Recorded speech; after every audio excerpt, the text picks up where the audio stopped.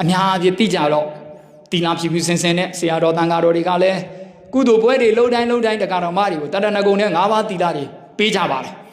အဲ့လောက်ရဲ့ဦးဇင်းတို့ဗုဒ္ဓဝါဒတွေကုသိုလ်ကောင်းမှုလုပ်တဲ့တစ်ချက်ပဲတီလာတွေရှိပြီးအိမ်ပြန်ရင်တီလာတွေညှဉ်းနှွမ်းတာမျိုးဖြစ်တင်လားအဲ့ဒါကိုဦးဇင်းတို့ထေရဝါဒမှားနေတာဟုတ်ပြီလားတီလာတွေကိုအမြဲတမ်းဖြူစင်သွားကျင့်သုံးရမယ်တီလာတွေကိုကောင်းစွာမကျင့်တဲ့အတွက်ဦးဇင်းတို့ထေရဝါဒအမိနိုင်ငံတော်ကြီးဟာငြိမ်းချမ်းမှုပြိုကွဲသွားတာပဲမိသားစုချင်းချင်းငြိမ်းချမ်းမှုမရှိဘူးတီလာကိုကောင်းစွာကျင့်သုံးမှုမရှိရင်နိုင်ငံငြိမ်းချမ်းမှုမပြောနဲ့ကိုယ့်ရဲ့အိမ်တွင်မိသားစုတောင်ငြိမ်းချမ်းရေးမရနိုင်ဘူးဆိုတာကိုဗုဒ္ဓကဟောထားတယ်ကျမ်းစာတော်မှာတို့ရေဒါကြောင့်တိုင်းပြည်ငြိမ်းချမ်းခြင်းနဲ့ကိုယ့်ရဲ့ရက်ရွာငြိမ်းချမ်းခြင်းကိုမိသားစုငြိမ်းချမ်းခြင်းကိုစီတီလာရှိဖို့လိုတယ်ဟုတ်ပြီလားအဲ့ဒီတီလာ၅ပါးတီလာအရန်ရေးကြည့်တယ်ကြည်လဲတရားယူမကြီးတို့ဦးဇင်းတို့မိသားစုတွေအချင်းချင်းမောင်နှမတွေအချင်းချင်းအကျဉ်းသားတရားတွေမေတ္တာတရားတွေနေပါလာတယ်ယနေ့ခေတ်မှာအဖေနဲ့အမေရှိတယ်ဆိုကြပါစို့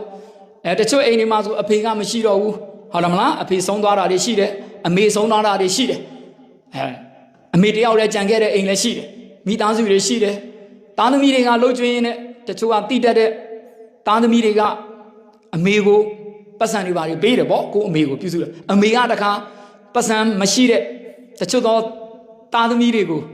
ကျင်နာမှုပို့ပြီးတော့ပတ်စံတွေပါပြန်ပြီးတော့မဟုတ်ဖို့ပေးတာမျိုးတွေ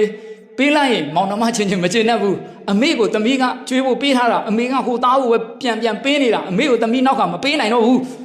အမေကိုသားနောက်ကမပေးနိုင်တော့ဘူးဒီလိုမျိုးလေးတွေမရှိဘူးလားရှိလားအဲ့ဒါတွေကငြိမ်းချမ်းမှုပြိုကွဲစေတာ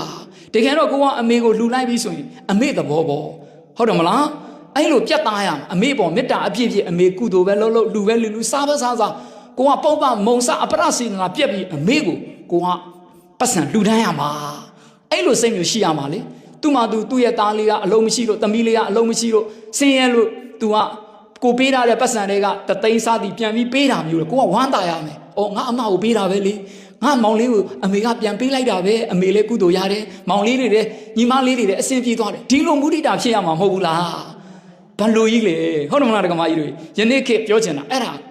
တီလာအခြေခံတာအဲ့ဒါစာရိတ္တတီလာလို့ခေါ်တယ်။ဘာတီလာလို့ခေါ်လဲ။စာရိတ္တတီလာတွေလိုအပ်နေတယ်ဦးဇင်းတို့အမိနိုင်ငံမောင်နှမချင်းချင်းအဆင်မပြေတာမိသားစုအိမ်တွင်းရေးငြိမ်းချမ်းမှုမဖြစ်နိုင်တော့ဟုတ်တယ်မလား။အဲကြောင့်မိသားစုတွေအချင်းချင်းမေတ္တာရှိကိုချင်းစာတိရှိရဆင်းရဲတဲ့လူတွေအောင်လိုက်လူနေတာပဲမဟုတ်ဘူးလားရေဘေးတွေမီးဘေးတွေ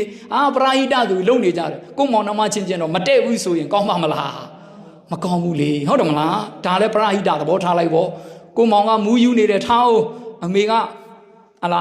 သားလေးအငယ်ဆုံးဖြစ်လို့ကိုမောင်လေးကိုဟာလာရတာလေးတွေပေးတယ်ဆိုရင်လည်းဝမ်းမနေပါနဲ့အမေကိုဟုတ်တယ်မလားသူလှုပ်တဲ့အဖြစ်ကသူ